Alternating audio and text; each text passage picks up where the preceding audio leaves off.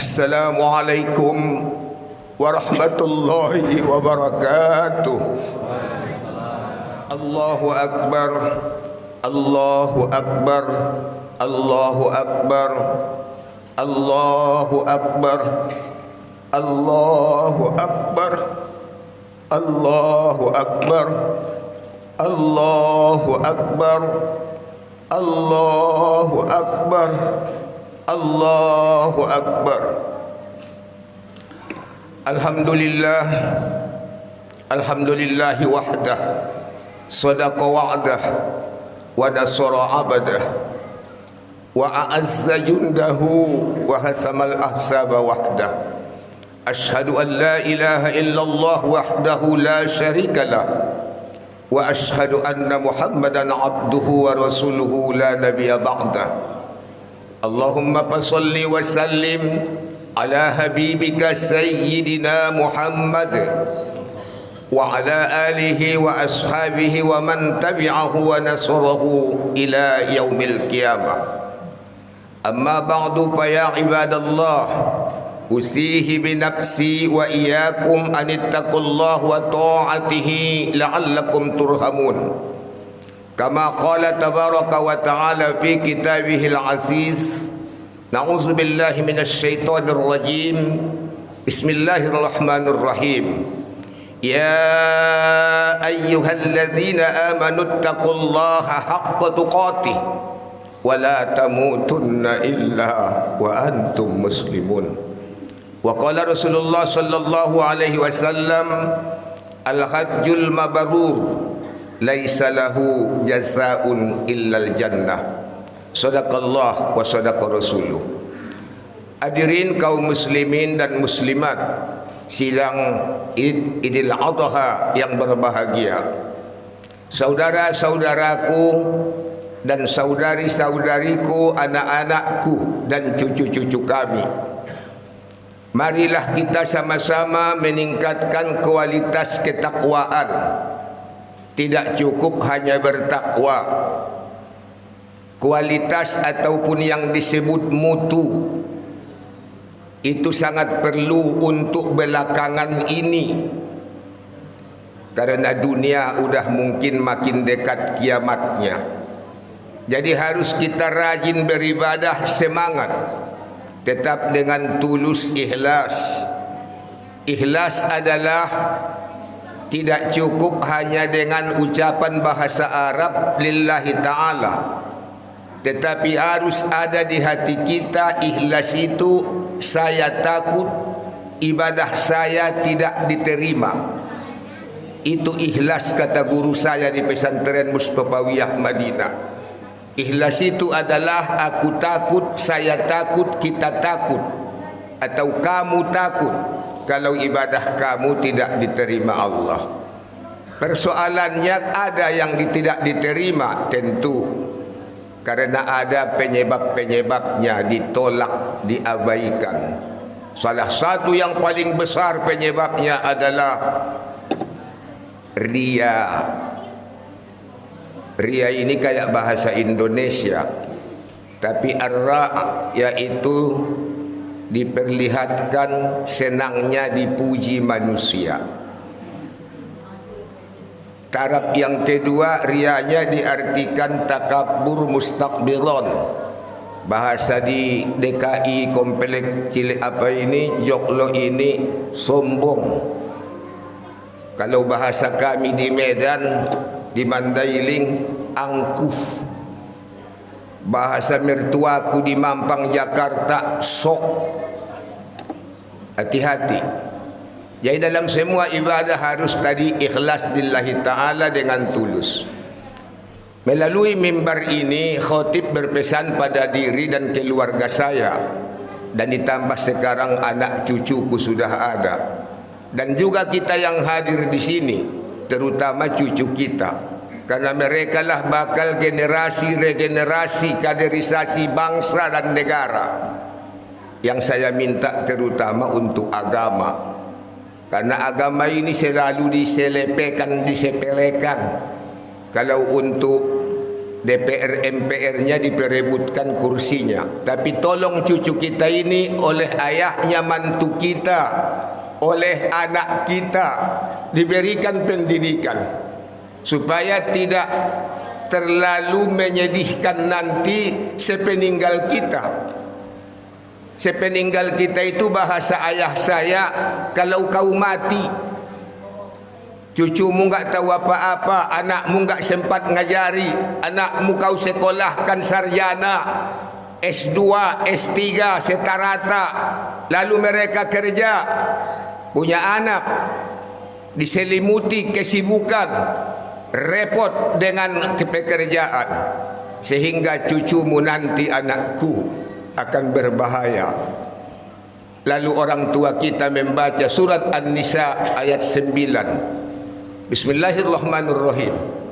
Wal yahsal ladzina law taraku min khalfihim dzurriyyatan di'afa khafu 'alaihim falyattaqullah wal yaqulu qawlan sadida.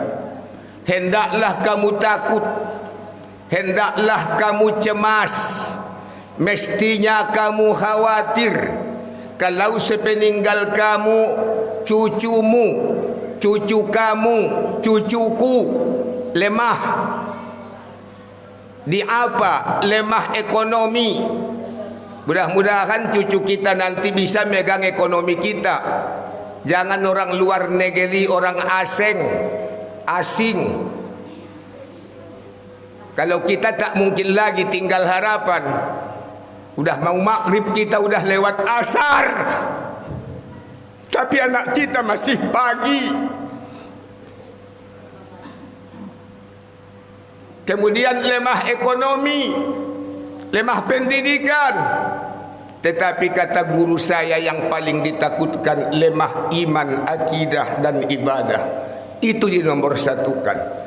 Ajarkan cucumu kalau masih ada kau dengannya, sambil menimang menggendongnya manja. Katakan kepadanya, cucuku, engkau harus rela walaupun melarat, asal tetap Islam. Cucuku, enggak usah kau tergoda dengan dunia yang panah ini akan berakhir.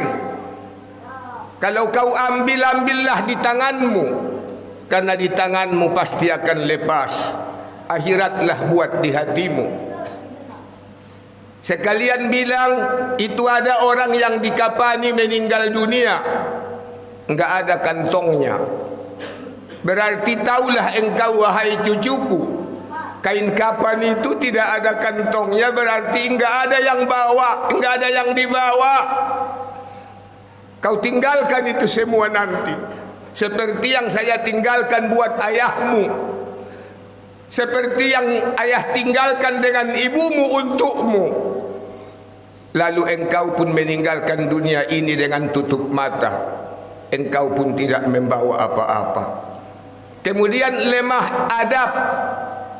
Di sekolah dulu kita SR ada pelajaran budi pekerti. Kalimat budi pertama kita baca, tapi guru kita enggak menyebut mengapa budi yang duluan dibaca.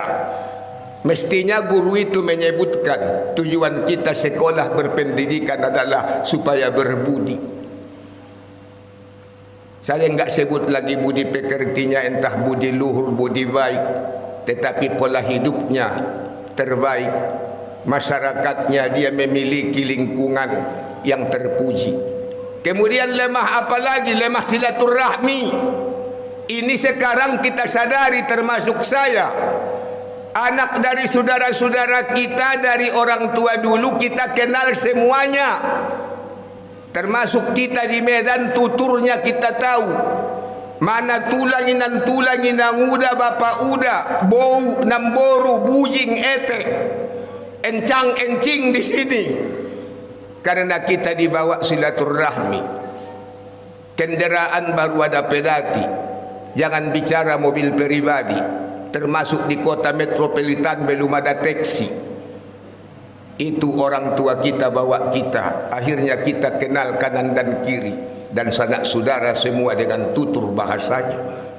Kemudian yang terakhir lagi, Akibat daripada silaturahmi terputus atau tidak ada bukan diputuskan, karena waktunya sama-sama tidak sempat. Saudara kita enggak bisa mengunjungi kita, kita enggak bisa mengunjungi saudara. Jadi akhirnya anak-anak kita nanti hilanglah yang dinamakan ta'awun. Ta'awun itu tolong menolong. Kenapa? Partisipasi, tidak ada ajaran lagi dan toleransi. Mohon kita yang hadir di sini, termasuk diri saya, udah punya cucu 2. Ayah ibunya memang pagi berangkat, malam pulang. Saudara-saudaraku hadirin solat Idul Adha yang berbahagia, kemarin kita lihat bersama ada di TV bahwa kaum muslimin, barangkali jumlahnya jutaan, berkumpul di Padang Arafah memulai ibadah haji, karena haji itu adalah dari Arafah. Namun guru saya pernah berkata tahun 73, seandainya Allah tidak mewajibkan haji dalam rukun Islam yang kelima, seandainya Allah tidak mewajibkan haji penyempurna Islam, maka kalian dengar ya, kalian pantas ke Arafah. Kenapa? Tahukah kalian, leluhur kita, embah kita, eyang kita, opung kita, opa kita, nenek kita, kampungnya di Arafah? Oh iya, begitu ceritanya. Rasakan sekarang kamu anak-anak, pergi ke rumah opung, pergi ke rumah embah, pergi ke rumah eyang, pergi ke rumah datuk, pergi ke rumah opa. Kamu sangat disayangi oleh kakek nenekmu, dan kamu pun sangat senang mengunjungi kampungnya. Meskipun jauh, Allah memberikan kesempatan untuk mencari cara, ikhtiar, doa dan usaha agar kita bisa mengunjungi kampung nenek opung kita. Itu kata guru saya. Kemudian walaupun tidak ada arba'in, enggak dilakukan di Madinah, perlu juga kamu mengumpulkan uang yang jauh. Kamu ini cukup jauh, 8.000 kilometer dari Medan ke Madinah. Dari sini 8.700. Kalau ibadah haji, Allah seru tadi ayatnya saya baca di rakaat pertama. Ayat yang keduanya ayat 27. Wa asim bin nasi bil haji ya'tuka rijala wa ala kulli dhamiri ya'tina min kulli fajjin amik. Ibrahim seru, panggil, azan, panggil. Wa asin ada tasdid musaddah, menguatkan termasuk kuat disebut. Wa asim bin nasi bil haji ya'tuka rijala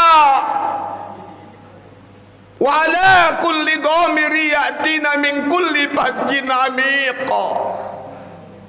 Diserulah semua manusia di seantero dunia untuk datang ke tengah-tengah dunia ini, yaitu Ka'bah, untuk metawaf, melakukan ibadah haji. Yang dekat berjalan kaki, rijala, jalan. Orang dari Inggris kemarin ada yang jalan kaki. Tahun 31 ada keluarga mantuku dari Pekalongan naik sepeda. Kakek kita dari Mandailing jalan kaki. 1 bulan baru nyampe ke gerbang pergi haji di Serambi, Makkah di Aceh. Dimainkan gelombang laut lagi di kapal laut. Belum tentu sampai, apalagi pulangnya. Padahal saat itu belum ada potret Ka'bah, belum ada siaran radio Ralin 2 roda yang menceritakan tentang ibadah haji, wukuf, melontar jumroh, tawaf, sa'i dan tahallul. Itu tidak ada. Boro-boro nonton TV menengok Ka'bah dan Masjidil Haram. Tetapi kakek leluhur kita, orang tua dari orang tua kita sudah meneteskan air mata berdoa seperti doa tadi pembawa acara kita. Ya Allah, jangan dulu matikan kami sebelum kau panggil kami ke tanah suci-Mu. Itu tadi diucapkan saudaraku yang memimpin kita tadi, yang mengajak kita solawat tadi, yang ngajak kita berderma banyak, yang menyatakan kita besok kalau mati. Tapi jangan lagi besok, masih hari raya yang lain. Lusa juga kita masih menyembelih sapi tadi sangat banyak. Alhamdulillah. Kemudian mengapa tadi ke Madinah? Dialah yang membawa jalan keselamatan kamu, tuntunan hidup kamu, bimbingan hidup kamu, dan membawa hidayah. Dia tidak meminta upah. Dia diutus Allah menjadi Rasul, menyampaikan syariat Islam, dan dia terima terjadi terakhir di Padang Arafah. Sempurnalah ayat-ayat selama 22 tahun 2 bulan 22 hari. Diterimanya surat Al-Maidah ayat 3. Al-yawma akmaltu lakum dinakum wa atmamtu alaikum ni'mati wa raditu lakumul Islam dina. Pada hari itu Allah menyebut agama kamu telah disempurnakan, karunia nikmatnya dicukupkan untuk kamu, dan Allah ridho Islam itu agamamu.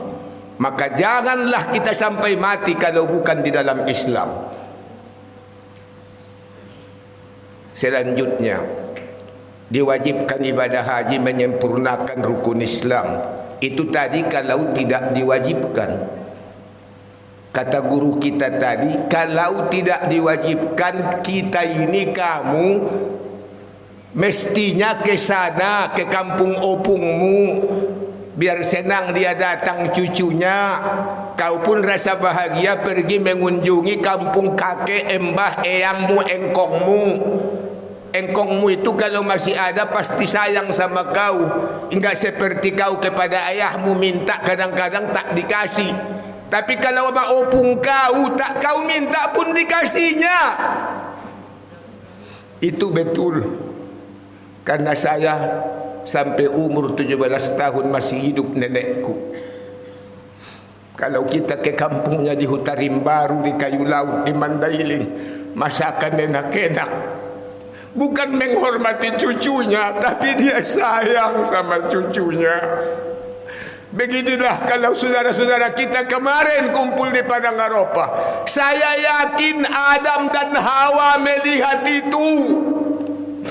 Sebelum mereka ke Arafah, ada saudara kita yang sudah duluan ke Madinah, yang disebut tadi Arba'in. Tadi pembawa acara kita menyebut kita itu dilihat Nabi kita. Apalagi kita datang ke Raudhah.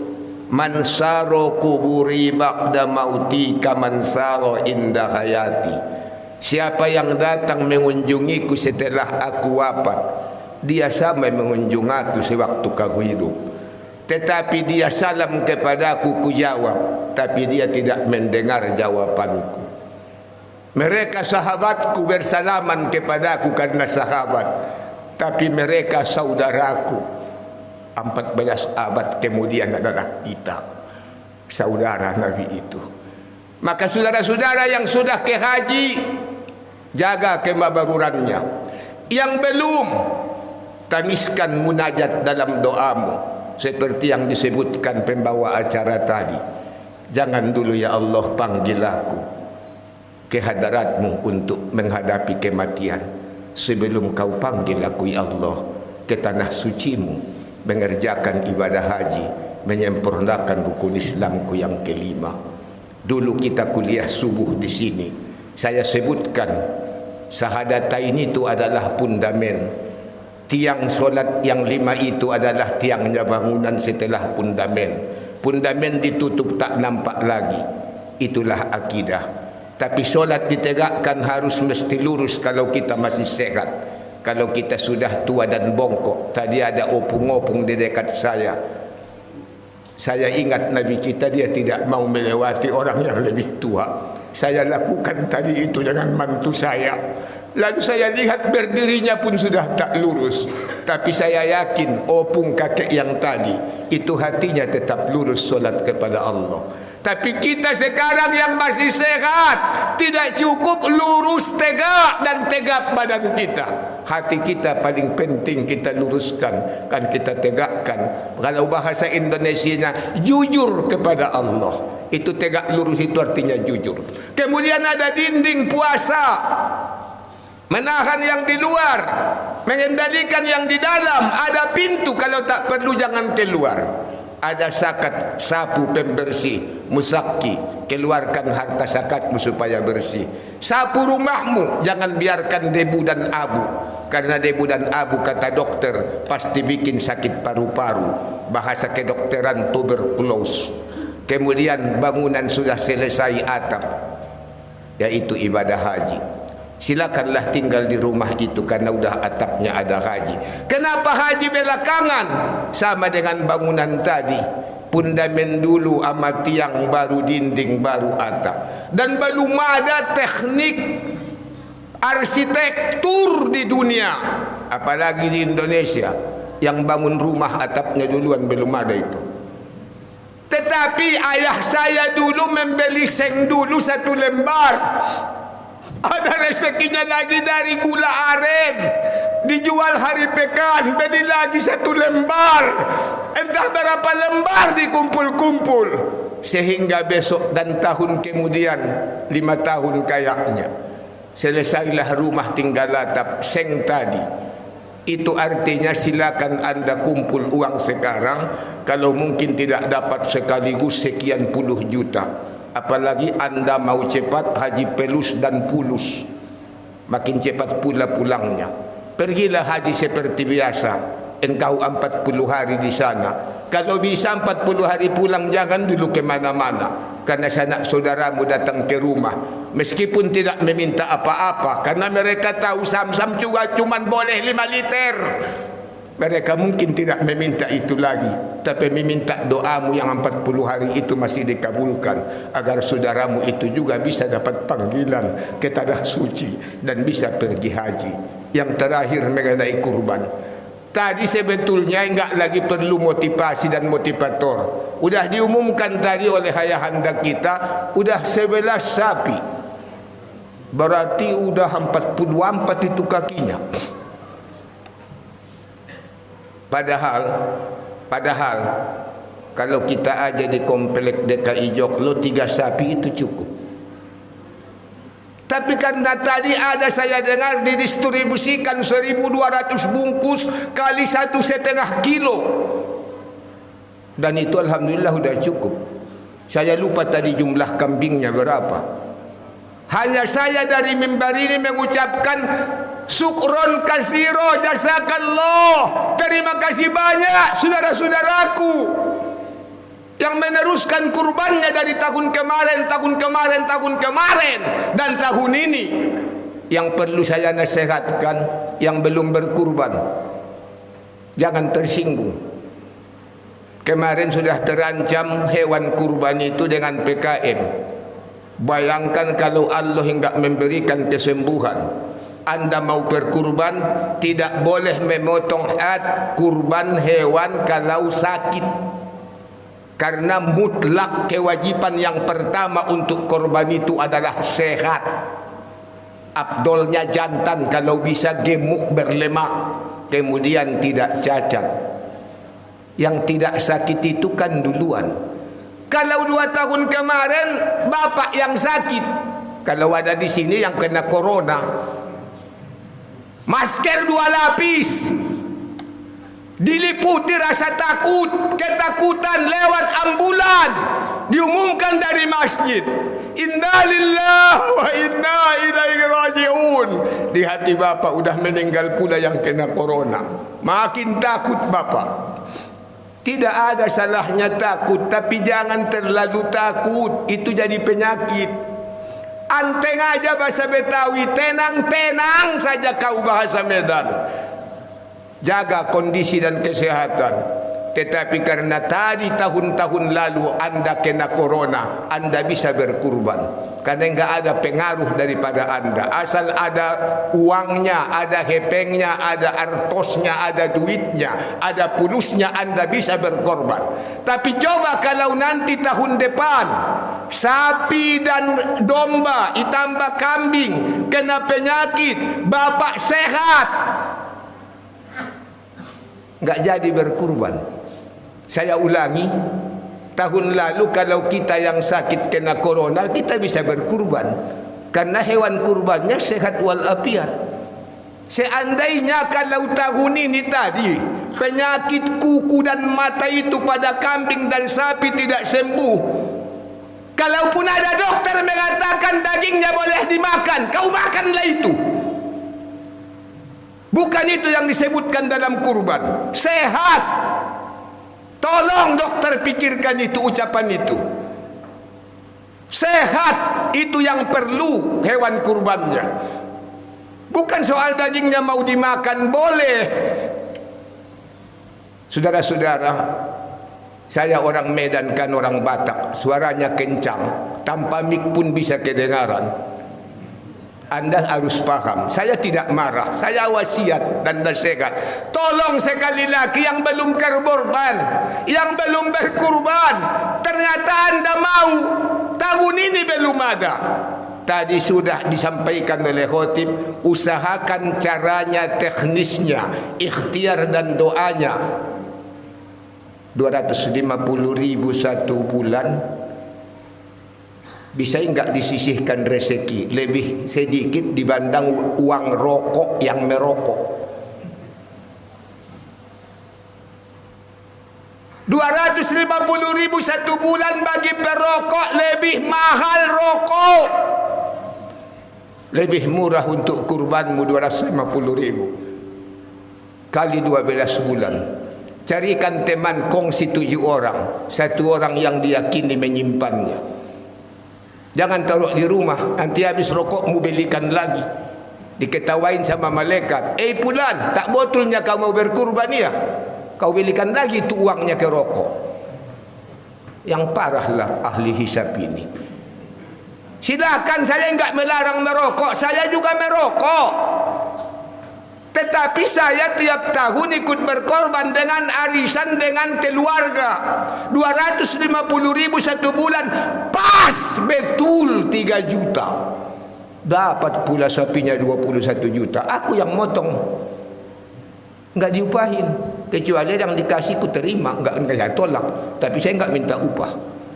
Mungkin demikianlah yang dapat saya sampaikan khutbah pertama ini. Mudah-mudahan yang belum haji menangis, doa sekali lagi, 2 kali lagi, berkali-kali, dan ini masih kabul Anda berdoa di masjid ini, di As-Syuhada ini. Ya Allah, disaksikan oleh saudaraku di sini ratusan. Ada khotibnya orang Medan. Tolonglah ya Allah, kabulkan doaku, berikan aku karunia rezekimu, karena yang kau tetapkan tidak ada mungkin dihalangi. Amin. Barakallahu li wa lakum fil Qur'anil Karim wa nafa'na wa iyyakum bima fihi minal ayati wasikril hakim wa taqabbala minna wa minkum tilawatahu innahu huwas samiul alim. Aqulu qouli hadza wa astaghfiru fa ya fawzal mustaghfirin.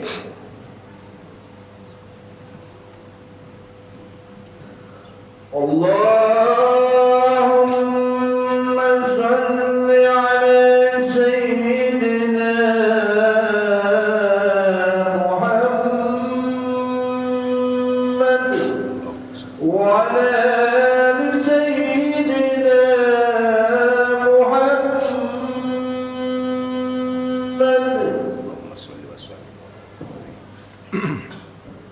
Allahu Akbar, Allahu Akbar, Allahu Akbar, Allahu Akbar, Allahu Akbar, Allahu Akbar, Allahu Akbar.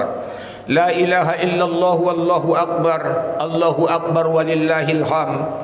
Allahu akbar kabira walhamdulillahi katsira wa subhanallahi bukratan wa asila. La ilaha illallah wa la na'budu illa iyyahu mukhlishina lahuddin walau karihal kafirun walau karihal musyrikun walau karihal munafiqun. Asyhadu an la ilaha illallah al-malikul haqqul mubin wa asyhadu anna muhammadar rasulullah as-sadiqul wa'dul amin. Allahumma salli ala sayyidina Muhammadin wa ala ali sayyidina Muhammad. Usikum bitaqwallah wa ta'atihi la'allakum turhamun. Wa qala ta'ala ya ayyuhalladzina amanu taqullaha wal tansur nafsum ma qaddamat liqad wattaqullaha innallaha khabirum bima ta'malun. Wa qala Rasulullah sallallahu alaihi wasallam istanjidu hudayakum fa inna mataya yaumal qiyamah. Saudara-saudara kaum muslimin, dalam khutbah yang kedua ini Allah Subhanahu wa taala menyatakan firman-Nya, inna aqtainakal kausar fasholli li rabbika wanhar inna syani'aka huwal abtar. Bahasa Indonesianya, saya telah menitipkan, saya telah memberikan, saya telah menyampaikan, saya telah mengasihkan kepadamu nikmat yang cukup. Kasir, kausar, kasir banyak duit tu. Kasur, mertuaku nyimpan uang yang banyak di bawah kasur. Kausar adalah setu, danau. Di Medan Tobat, di Jawa Empang. Di kampung kami orang Medan di sini tobat, bukan karena salah ya, namanya tobat. Allah telah memberimu rezeki yang cukup, seperti empang banyak air, seperti danau setu banyak air. Kau ambillah air itu, berapa mau kau ambil, Allah akan ganti itu cepat penuh kembali. Buktikan yang Anda berkorban tiap tahun, ternyata Anda enggak melarat. Saya juga enggak jadi miskin, malah menambah banyak uang saya. Tiap tahun saya berkorban. Demikian contoh tauladan yang sudah kita alami sendiri dengan nyata, fakta, realita dan tidak bohong. Silakan yang akan baru-baru akan datang berkorban. Kalau Allah memberimu nikmat yang sudah cukup, jangan artikan banyak. Banyak nanti enggak cukup, banyak kurangnya itu. Artikan cukup, kausar cukup. Oh cukup ini untuk kambing, untuk patungan 7 orang ikut. Anda juga enggak dituntut satu sapi kan? Orang enggak menilai si anu RT 3 nomor 5 rumahnya itu kaya raya, masa bagi 7 juga. Anda enggak ada yang begitu. Walaupun Anda sanggup 5 sapi, saya 7 sapi pun saya mau. Masih ada uang saya 150 juta. Tetapi kalau saya mimpi, Nurhan Poso Lubis, bangun dari mimpi, sembelih anakmu si Holil yang suka bawa aku kemari kuliah subuh. Saya tidur lagi. Mohon maaf, saya tidur lagi. Mimpi lagi. Nurhan, tidur lagi kau, mimpi lagi. Sembelih anakmu si Holil. Tidur lagi. Yang ketiganya enggak bisa lagi tidur, tapi datang di telinga, mau kau enggak menyembelih sapi 7 ekor? Khalil, ku selamatkan satu-satunya anakmu laki. Mau? Maka saya pun akan mencari sapi 7 untuk disembelih. Ini saya pegang ucapan saya. Kalau saya besok hari mimpi menyuruh saya menyembelih anakku si Holil, akan ku sembelih sapi 7 ekor. Inilah ayahanda, ibunda, kakak, abang, semua saudaraku, adik-adikku. Enggak mampu lagi saya meneruskannya, karena dikaitkan tadi dengan anakku yang 3 tahun sudah ada. Bayangkan Ibrahim 55 tahun dia menunggu anaknya terlahir belum ada. Begitu anaknya terlahir, sanggup membantu dia membangun Ka'bah, rumah mereka. Lalu Ibrahim dikasih mimpi. Dia laksanakan karena taat kepada Allah. Bukan dia tidak sayang cinta kepada anaknya, tapi anaknya juga luar biasa taat kepada ayahnya demi ketaatan kepada Allah. Walam yasal qaidan alima innallaha wa malaikatahu yusholluna 'alan nabi ya ayyuhalladzina amanu shallu 'alaihi wa sallimu taslima. Allahumma salli wa sallim ala habibika sayyidina Muhammad wa ala ali sayyidina Muhammad kama sallaita ala Ibrahim wa ali Ibrahim innaka Hamidum Majid. Wa am baqiyatis sahabati Rasulillah ajma'in khususan li arba'ati khulafa'ur rasyidin Abi Bakrin wa Umar wa Utsman wa Ali wa am baqiyatis sahabati Rasulillah ajma'in wa alaina ma'ahum bi ihsani ila yaumiddin. Allahumma ghfir lil muslimin wal muslimat wal mu'minina wal mu'minat al ahya'i minhum wal amwat innaka ala kulli syai'in qadir. Allahumma nas'aluka al hajjal mabrur wa sa'yan mashkur wa samban maghfur wa amalan salihan maqbul wa tijaratan lan tabur ya alima ma fis sudur wa akhrijna minas sulumati ila an-nur. Allahumma balligh maqasidana ila al-haramain khususan di khasal jamaah Masjid Asy-Syuhada bi rahmatika ya arhamar rahimin. Rabbana atina fid dunya hasanah wa fil akhirati hasanah wa qina azabannar. Ibadallah, innallaha ya'muru bil adli wal ihsan wa ita'i dzil qurba wa yanha 'anil fahsya'i wal munkar wal baghi ya'izukum la'allakum tadhakkarun. Allahu akbar, Allahu akbar, Allahu akbar walillahil hamda. Wassalamu alaikum warahmatullahi wabarakatuh.